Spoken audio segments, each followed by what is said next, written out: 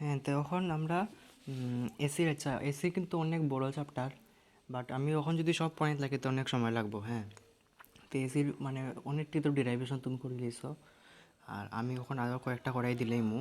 আর এরপরে আমরা যে মুগিয়া ম্যাগনেটিজম ইলেকট্রোস্ট্যাটিক্স এগুলো করবো, কারণ এগুলোর মধ্যে অনেক ওয়েটেজ আছে। আর এই চ্যাপ্টারের ওয়েটেজ কম কিন্তু ডেরাইভেশন অনেক বেশি।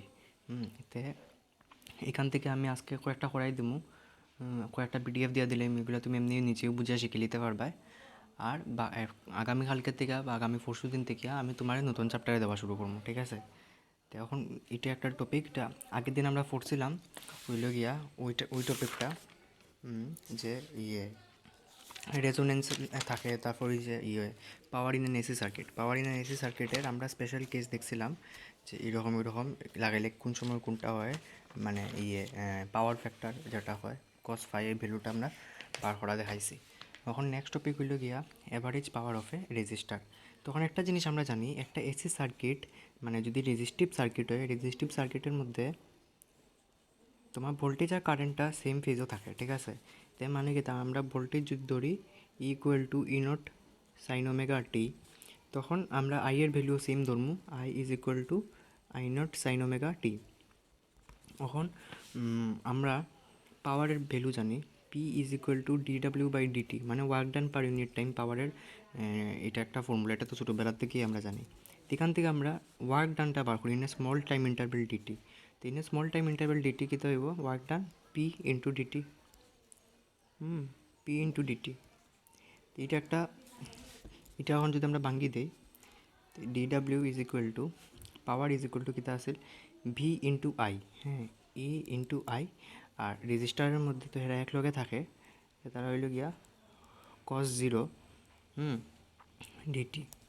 তো কস জিরো তো আমরা ধরা লাগে না, কস জিরো তো ওয়ান, এর মানে ই আই ডিটি। এখন এটা আমরা ভাঙ্গি দিই, তো ই নট আই নট আমরা একলগে রাখি দিলাম, সাইন ওমেগা টি দুইবার মাল্টিপ্লাই হইব, সাইন স্কোয়ার ওমেগা টি হয়ে যাব ইন্টু ডিটি। এটা আমরা একটা স্মল টাইম ইন্টারভেল ডিটির মধ্যে তার ভ্যালু অত বাড়িয়েছে ওয়ার্কডানে। তো এটা একটা টোটাল টাইম ইন্টারভেল, আমরা কইছি average power of A register. Average power মানে কি, তা একটা কমপ্লিট সাইকেল, একটা কমপ্লিট সাইকেলের টির ভ্যালু কি, তার টাইম পিরিয়ড মানে ক্যাপিটাল টি। হ্যাঁ, দেয়ার ফোর ইয়ে পি অ্যাভারেজ, পি অ্যাভারেজ কী থাকব, total work done by time. এখন টোটাল ওয়ার্ক ডান যেটা, এটা আমরা এরকম লিখতাম পারমু যে এই ডি ডাব্লিউটা আমরা ইন্টিগ্রেট করে দিই 0 থেকে ডাব্লিউ পর্যন্ত বাই টোটাল টাইম পিরিয়ড। তার মানে কিতা, এটা আমরা বার করিয়া এরকম লিখলাম 0 টু টি করে দিব, কারণ এখানেও তোমার ডি ডাব্লিউটা ইন টার্মস অফ টি আছে। তো আমরা লিখবো E not I not sine square omega T dt by capital T. এখন এখান থেকে পি অ্যাভারেজ, আর ই নট আই নট তো কনস্ট্যান্ট থাকবো, তো আমরা E not I not by T রাখি দিলাম।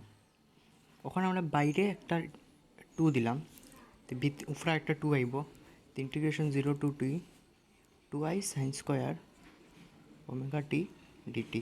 এখন 2 sine square theta, 2 sine square থিটার ফর্মুলা কিতা দেখো সাইন, আমরা জানি কস 2 থিটা সমান cos square theta minus sine square theta. তে আমরা যদি 1 মাইনাস কস থিটা লই, 1 মাইনাস কস থিটা কী থাকব, 1 minus cos square theta plus sine square theta. আবার 1 মাইনাস কস স্কোয়ার থিটা সমান আমরা জানি সাইন স্কোয়ার থিটা মানে হয়ে যাব 2i সাইন স্কোয়ার থিটা, জানি। তো আমরা 2i সাইন স্কোয়ার থিটা লিখতাম পারবো 1 মাইনাস কস থিটা, মানে এখানে এরকম লেখা যাব E not I not by 2 into 1 minus cos থিটার জায়গাতে আমরা পাইমু 2i ওমেগা টি। কারণ 1 minus cos 2 theta, sorry 1 minus cos 2 theta, এখানে থিটা জায়গাতে আমরা ওমেগা টি চাই, 1 minus cos 2 omega T dt. বাইরে তো আমরা 0 টু টি থাকবো, এর মানে পি অ্যাভারেজ কীটা হইব, ই নট আই নট বাই 2 তো থাকলো। এখন আমরা এটা ভাঙ্গি দিলাম, ডিটি, ডিটির ইন্টিগ্রেশন করলে তো আমার টি হইব minus 0 two T cos 2 omega T dT. এখন ইন্টিগ্রেশন দেখো, ডিফারেন্সিয়েশন অফ কজ এক্স হলে মাইনাস সাইন এক্স, কিন্তু ইন্টিগ্রেশন অফ কজ এক্স হলে প্লাস অফ সাইন এক্স। হ্যাঁ, দেখো P average is equal to E not I not by two into T minus sine twice omega T by এটা তো দেখো একটা constant, এটা divide হয়ে যাব, এটা ইন্টিগ্রেশনের রুল। তো টুয়াইস ওমেগা টি। এখন P average is equal to E not I not by two T minus দেখো আমরা টুয়াইস ওমেগা টি যেটা সাইন টুয়াইস ওমেগা টি, টিটা আমরা কিতা লিখতাম পারি, ওমেগাটা লিখতাম পারমু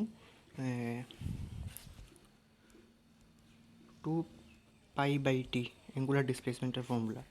এটা যদি আমি 2π/t করি তে 2 ইন্টু 2π/t ইন্টু টি, টি এ কাটাকাটি যাবো, তো থাকবো 4π/2 omega implies P average is equal to E not I not by two into T minus 1/2 omega sine 4π। এখন জানি আমরা একটা জিনিস যে সাইন 4π মানে কেতা হইব, সাইন 4π 0 হইব, কারণ সাইন 0 পাই একবার,